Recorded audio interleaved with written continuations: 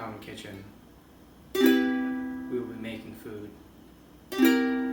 It'll probably be good.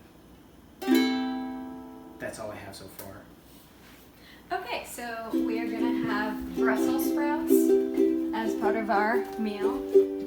So we're gonna just put a little oil on.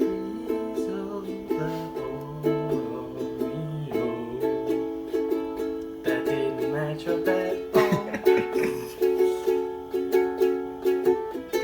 Oh. And then we'll do a little salt and pepper.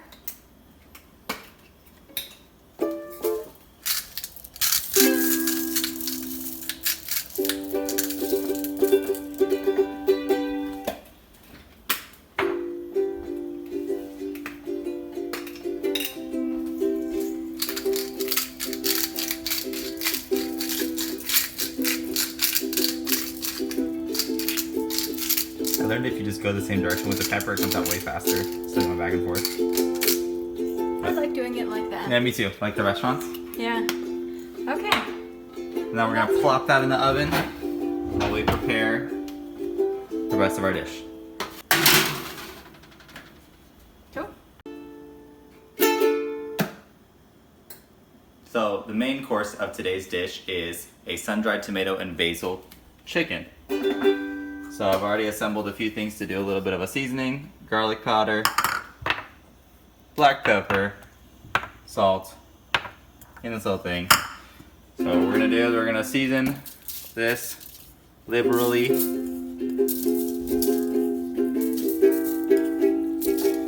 We'll probably need more seasoning because I eyeballed it.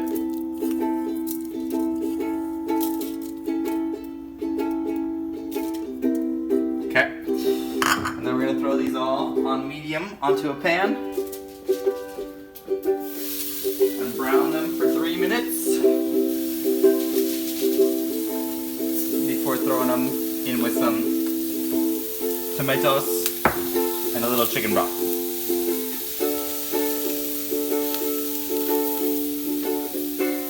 Okay. Hello. Welcome back to Common Kitchen. I'm drinking mezcal. Mason's got a whiskey over there. And we're combining ingredients now. So now it's been grilling for 4 minutes. We did both sides, throw some tomatoes in there. Dried by the sun. So they look like little red dog turds. But they do taste delicious. Just a tiny bit of chicken broth. Splash it everywhere because that's how you cook. Turn it down a little bit.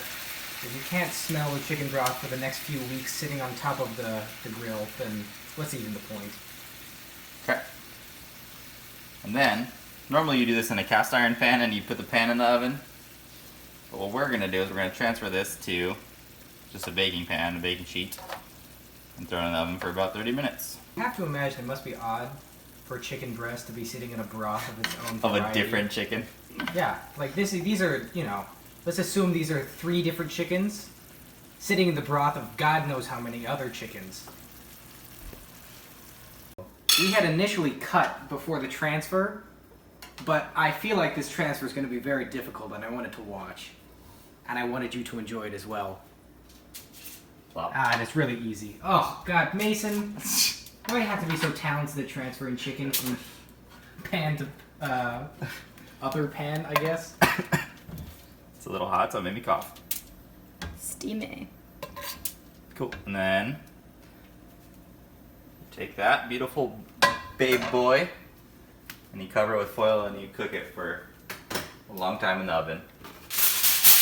Reynolds Wrap, sponsor us. Also, anybody who makes a cast iron pan, sponsor us. Or really any of the whiskey that we've been drinking as well, or at all alcohol, for instance. Vida, please sponsor us. It's an excellent mezcal. Or, you know, well, we have a massive jug of this. Like, it's stupidly large. Like, I want it to be emptied out and then used in our folk band as if we were Hicks from like the 1800s later.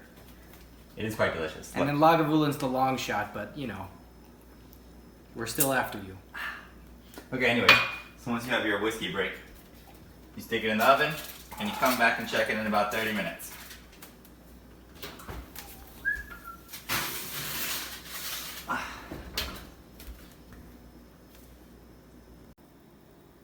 Welcome back. Chicken is ready. House of Foil. That actually looks so good. Wow. Yeah, wow, we never made this before. We looked it up today. By we, I just mean Mason looked it up today. I've been I'm just excited. drinking and hanging out. I've done nothing. So that's our chicken. Brussels shrank a ton. And then we made some quinoa while I was baking, but that's, you guys already know how that's done if you watch this channel. Eating time.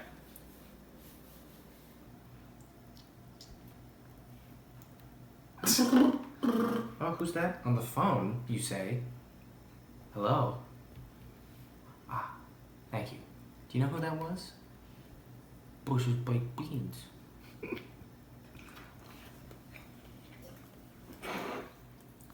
Bye-bye now.